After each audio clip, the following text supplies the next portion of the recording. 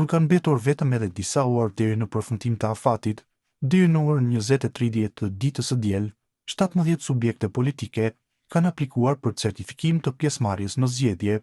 3 nga këto subjekte politike janë koalicione që janë deklaruar në KQZ. Në mesin e këtyre koalicioneve të deklaruara është edhe lëvizja Vetëvendosje në koalicion, e përbërë nga 4 parti politike: Vetëvendosje, Guxo Alternativa dhe Partia Shqiptare Demokristiane, PSHDK. Këto të dhëna janë bërë të ditura për nga zëdhënësi i KQZ-s Valmir Elezi.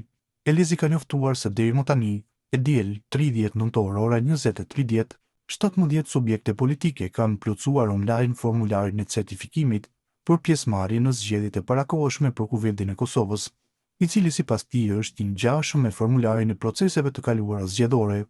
Sipas Elezit, këto subjekte politike kanë dorëzuar aplikimin.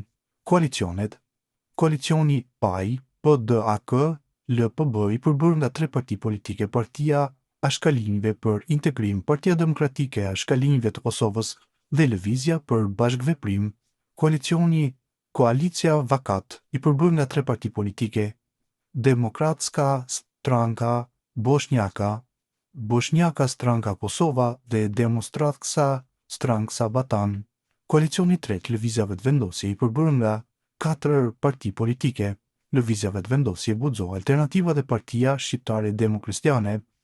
Ndërkohë, partitë politike të regjistruara janë Liga Demokratike e Kosovës LDK, Partia Demokratike e Kosovës PDK, Kosovaki Nevi Romani Partia, Jedinstavska Goranska Partia, Za Slobodo Pravdu Opstana, Kosova Demokratik Turk Partisi, Partia Liberale Egjiptiane, Partia Rome e Bashkuar e Kosovës, Socialdemokratska Unia SDU, Srpska Lista, Iniciativa e Demokratike e Kosovës Fjala, Nova Demokratska Stranka, Lëvizja Përparimtare e Romëve të Kosovës.